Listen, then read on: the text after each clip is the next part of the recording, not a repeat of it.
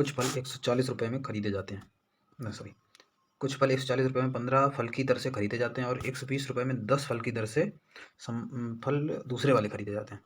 ठीक है, यदि सभी फल 132 रुपये पर दर्जन बेचे जाते हैं, पूरे लेन देन में लाभ प्रतिशत। अच्छा, पहले तो सब बराबर करते हैं फल, मतलब अगर 15 फल खरीदे, कितने में खरीदे? 140 में। ठीक, अगले 10 फल खरीदे हैं 120 में, तो पहले दोनों तरफ की यहाँ पे, और 12 फल बेच दिए हैं 132 में। तो यहाँ हम सबसे पहले फलों की संख्या को बराबर करते हैं। ऊपर जो 2 खरीदे, इन 15 और 10 का एलसीएम होता है 30, तो हम दोनों फलों की संख्या को बराबर कर लेते हैं। यानी यहाँ अगर हम 2 का मल्टीप्लाई करें, यहाँ 3 का करें, तो यहाँ भी 2 का करना पड़ेगा, यहाँ भी 3 का, यानी कि 30 फल ये, 30 फल ये, यानी 60 फल खरीदे हैं। 140 दूनी 280 और 120 123 या 360, यानी कि 0 8 2 6 14 3 2 5 1 6, यानी कि 60 फल खरीदे हैं, 60 फल खरीदे हैं 640 में। और यहाँ बोला 12 फल बेचे 132 में, तो यहाँ 60 फल बेचे कितने में? यानी 5 का मल्टीप्लाई दोनों तरफ, यानी कि यहाँ 60 फल बेचे हैं। 5 2 10 कैरी 1 5 15 116 कैरी 1 5 1 5 1 6, यानी खरीदे हैं 640 के, बेचे हैं 660 के। तो प्रॉफिट कितने का हो रहा है? प्रॉफिट हो रहा है 20 का, लेकिन किस पे? 640 पे, इंटू 100, 10 जा 32 जा, यानी कि 100/32, यानी कि 25/8, 25/8 का परसेंट का प्रॉफिट हो रहा है। नेक्स्ट चलते हैं। x + 1/x = 4, तो x5 + 1/x5 क्या होगा? ठीक है, इसको एक तरफ करते हैं।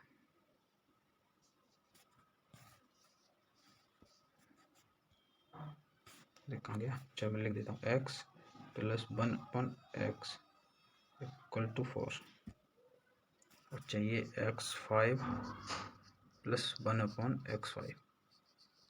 ठीक, तो इसके लिए हमें क्या चाहिए होगा? एक तो x² + 1/x² चाहिए, और दूसरा चाहिए x³ + 1/x³। ठीक, एक x² + 1/x², एक x³ + 1/x³। ठीक है, तो x² + 1/x² क्या होता है? यानी कि यहाँ होगा p² - 2, यानी 16 - 2, यानी कि 14। और x³ + 1/x³ क्या होता है? pq - 3p, यानी कि p अगर 4 है तो 6 6 4 4 6 4 4 4 16 4 64, और -3p यानी 3 4 12, यानी कि 52। चलो, अब x5 + 1/x5 को निकालने के लिए हम क्या करेंगे? हम x5 + 1/x5 निकालने के लिए x³ + 1/x³ को मल्टीप्लाई करेंगे x² + 1/x² से। तो इन दोनों का मल्टीप्लाई 52 इंटू 14 आएगा, 14। चलो, x³ + 1/x³ का अंदर मल्टीप्लाई अगर हम कर दें, तो x³ + x, ये x³ + x² क्या हो जाएगा? x5 + x³ + 1/x² क्या हो जाएगा? x + 1/x³ और x² क्या हो जाएगा? 1/x + 1/x³ इंटू 1/x², यानी कि 1/x5। यहाँ हो जाएगा 14 2 28 का 8 कैरी 2 14 5 78 2 72। तो यहाँ x5 + 1/x5 मिल गया, x5 + 1/x5 plus x + 1/x क्या था? 4, बराबर रख देंगे 728 के। तो फिर x5 + 1/x5 कितना हो गया?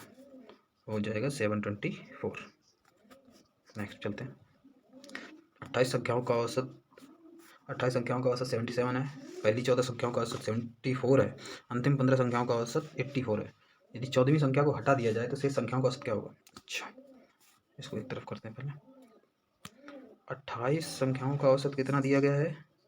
77, और 14 संख्याओं का औसत कितना दिया गया है? 74, और 15 संख्याओं का, अंतिम 15 संख्याओं का 84। सबसे पहले तो 28 संख्याएं, मान लो मैं सभी 77 सारी, मैं कह रहा हूँ कि 28 की 28 संख्याएं 77 है, तो यहाँ 14 संख्याओं में कितनी बढ़ी? -3 कम ही हुई हैं, और कितनी कम होगी? 14 के हिसाब से, यानी कि टोटल नंबर्स -42 कम हुए हैं इन 14 संख्याओं में। और अगर मैं यहाँ 15 वाले की बात करें, तो यहाँ पे कितने हुए हैं? 77 और 84 कितना? 7 हुआ है किसके हिसाब से, 15 के हिसाब से, यानी 15 7 जा 105, यानी कि ओवरऑल कितनी बढ़ी हुई हैं, 5 में 2 गया 3, 10 में 4 गया 6, यानी ओवरऑल बढ़ी हुई है 6, और एवरेज था 66, ओवरऑल बढ़ी हुई है 63, ओवरऑल बढ़ी हुई 63, एवरेज था 77। तो यानी कि जो लास्ट नंबर होगा ये, तो इसमें 7 3 10 6 7 13 1 14, यानी कि जो एक नंबर जो एक्स्ट्रा बन रहा है वो 140 होगा, जो एक्स्ट्रा नंबर बन रहा है इसमें वो 140 होगा, क्योंकि 15 और 14 तो होते 29, दिया गया है 28 का, तो लास्ट नंबर 140 होगा। अच्छा 140, इसको तो एक तरफ लास्ट नंबर निकालने की जरूरत भी नहीं है, क्योंकि 63 है, ठीक है। तो 63 को देखते हैं, 63 जब एक्स्ट्रा बढ़ रहा है इसका मतलब ये 63 ही कम करना पड़ेगा हमें, 63 कम करना पड़ेगा, लेकिन कम किससे करोगे, टोटल 28 संख्याओं से, क्योंकि ये एक्स्ट्रा बढ़ रहा है, क्योंकि यहाँ तो टोटल 14 15 29 नंबर हुए, तो 63 ये एक्स्ट्रा बढ़ रहा है, ये हमें कम करना पड़ेगा 28 के हिसाब से, ठीक है। तो 20 कितना कम करना पड़ेगा पर हर एक के हिसाब से, 28 2 जा 56 पॉइंट लगाना पड़ेगा, क्योंकि 6 7 होकर 28 3 जा, ये दशमलव के एक स्थान तक चाहिए, ठीक है, दशमलव के एक स्थान तक चाहिए। सॉरी, यहाँ एक क्वेश्चन में ये कह रहा है कि यदि 14वीं संख्या को हटा दिया जाए तो शेष संख्याओं का औसत क्या होगा, यानी कि संख्या एक तो हट चुकी है 28 में से, एक हट जाएगी, यानी संख्याएं बचेंगी 27, तो हमें यहाँ पे 28 से डिवाइड ना करके डिवाइड करेंगे 27 से, डिवाइड करेंगे 27 से। अब 27 2 जा 54 पॉइंट लगा देते हैं, क्योंकि 54 और 9 63, तो 27 7 3 जा 81, 3 बार जा रहा है पूरा, 27 3 जा 81, यानी कि 2.3 ओवरऑल कम हो जाएगा, और ओवरऑल एवरेज है कितना 77, कम कितना होगा 2.3, तो आंसर कितना आ जाएगा 74.7, ये आंसर आ जाएगा।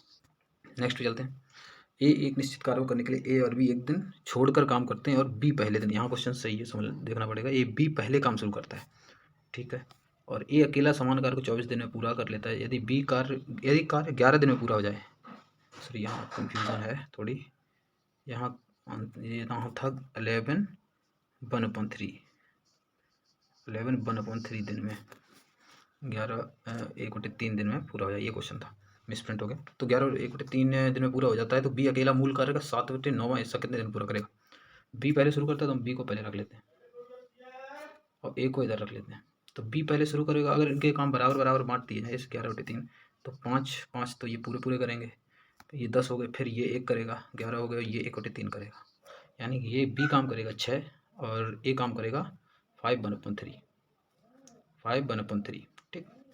अच्छा बी काम करेगा 6 और ए काम करेगा 5/3, ठीक। और नीचे हिंट दे रहा है ए अकेला समान कार्य को 24 दिन में पूरा कर लेता है, यानी कि ए करता है 24 दिन में, 24 दिन, इसको पहले हटा देते हैं,